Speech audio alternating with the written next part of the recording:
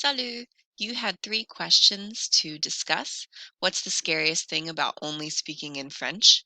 What are some strategies to get your point across if you don't know the word in French? And what do you need to keep in mind? What sort of mindset do you need to have when you're entering an upper level French class? Well, I want to start by showing you two quotes that I think about a lot when it comes to only speaking in one language when you're learning a new language. And I want to point out that when you are learning a new language, the best thing you can do is immerse yourself in it. The very best thing you can do is move there, but we can't all move to France right now. So immerse yourself in French music, watch a French TV show, try to speak in French, even if you don't know the word and it's easier to say in English, try to push yourself to immerse yourself in the language. It really, really helps. The first quote I want to show you is when a person has an accent, it means he can speak one more language than you. There's a similar quote that says, if somebody is speaking to you with an accent, it means they know two languages and they are choosing to use the second language to do their job. That takes bravery and courage and skill, and it's something that makes you unique and special. The fact that you are in an upper level French class means that you have put in the work and the effort and the knowledge to be able to communicate in another language. A lot of Americans can't do that. Most Americans can't do that. And that's really, really amazing. It doesn't matter if it's good French or bad French. The fact of the matter is you're speaking in French and you're using a whole other language that so many people don't know. So when you are speaking in French class, in French or outside of French class, you are speaking one more language than somebody else. And that's really, really cool and special. It makes me really proud of you. It's okay if you make mistakes. It's okay if it's not perfect. You are pushing yourself to try something that is not comfortable. This kind of goes with the second quote. It says, the only normal way to begin speaking in a new language is to begin speaking badly. Think about when you were a little kid. Did you just, pop into the world speaking English fluently? No, you had to sit and learn your ABCs.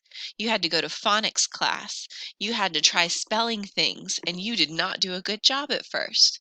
I have a toddler right now. She's 2 years and like 2 months old. She makes mistakes in her English all the time. Some cute examples. Okay, cucumbers. She calls them Q numbers. And I am not going to correct her because that is cute. And if she asks for a Q number, I'm going to give her a cucumber. I'm not going to sit there and go, I don't quite understand. It's not perfect. Um, when she's trying to do something and it's frustrating to her, she says that it's tangled. So when her boots aren't getting on the right foot, she'll say, oh, my boots are tangled. And we know that that's not the correct way to say, like, I did the wrong foot, this is the wrong shoe, but she's trying to get her point across. Little kids, when they learn a language, they start picking up the words and then they start to overcorrect for a while. So, for example, they learn that the word run, they put ed on the end for past tense, just like watched. So they'll say runned for the past tense because they start to overcorrect. And they're just kind of making mistakes as they go and learning. And we think it's adorable. But then when we make mistakes, when we're learning a new language, we feel really self conscious and stupid and bad. It would be so much healthier to just think, I'm making a cute mistake. I'm a toddler in French class. I'm learning this for the first time. I'm trying something new, and it's not going to be perfect. So the French that you are speaking right now, yeah, it might not be perfect. It might even be bad, according to this quote. Um, but you are trying and you're putting yourself out there. And if you were to travel right now and speak French with your American accent, you might sound not stupid. You might sound cute. You might sound exotic. You might sound different. You might sound brave because you are speaking in a second language. You might get dismissed from some person in Paris because they've dealt with 30 tourists that day and they don't want to hear another American English accent. But for that one person that dismisses you, there are other people that want to communicate with you. And so speaking in another language opens up a lot of doors, no matter what your skill set is on speaking that language. You just have to start. You just have to try. Everybody starts out as a novice at something. Even a pro sports player picked up a ball for the first time and wasn't good. Here are some things to keep in mind, and then we're going to do a little bit of practice. Thanks for watching all of this. You can do this. I have students speak in French every year. I have students that have moved to France, that have lived in France, that have moved to countries in Africa, that have worked for different companies that have French speakers.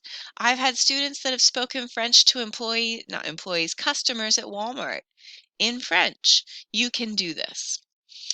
You just have to push yourself a little bit. Sometimes you won't be comfortable. I was a shy high schooler, and I had a really hard time with this.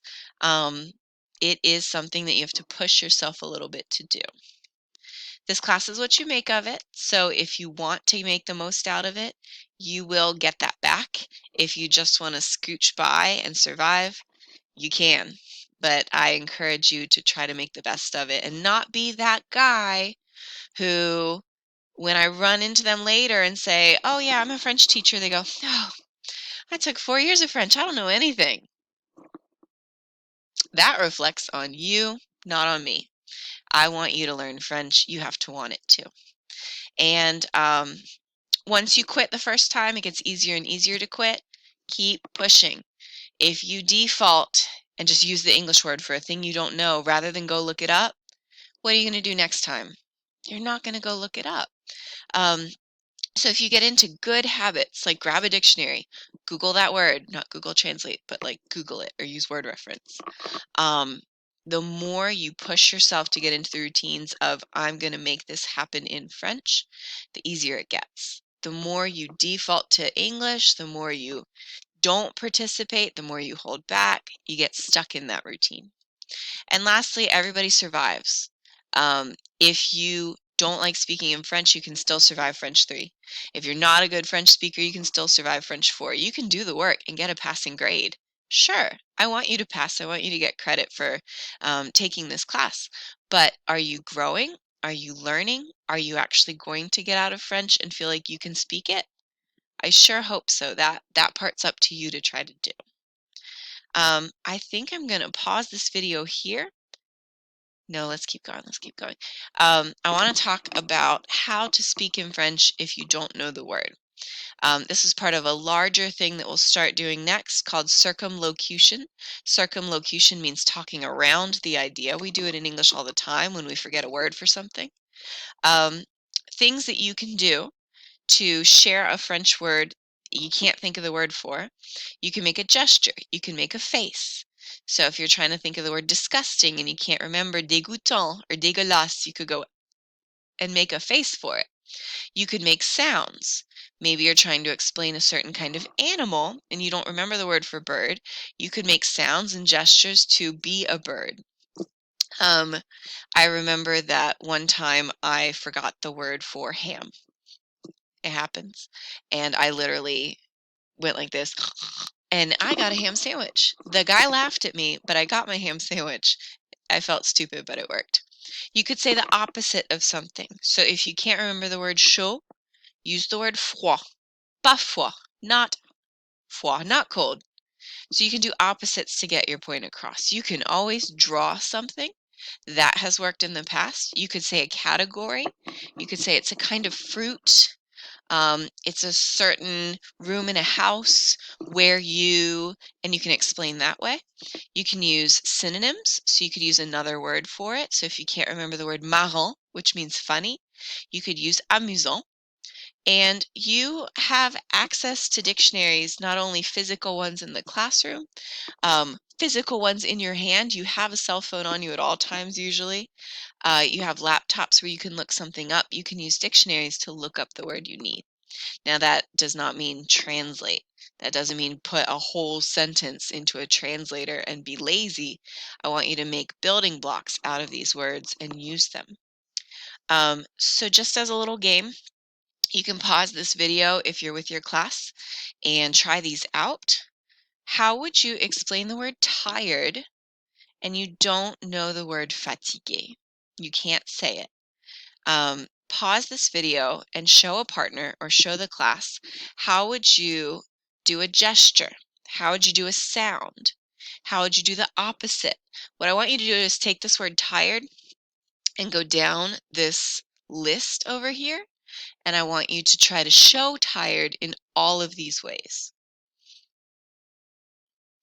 When you've done that one, pause this video again. Can you try to show your partner pig, just like I had to do for ham? Can you show your partner or group the word blueberry? Can you explain it with a category? Can you draw it? Can you make a sound? Clothing. Desk drawer. You don't know the word tiroir in French. How would you circumlocute your way into a desk drawer? And lastly, how would you show a partner the word spoon if you don't know une cuillère? This is just a little practice to start us off. I hope that the more you do this, the easier it gets. That's usually how it goes. Au revoir.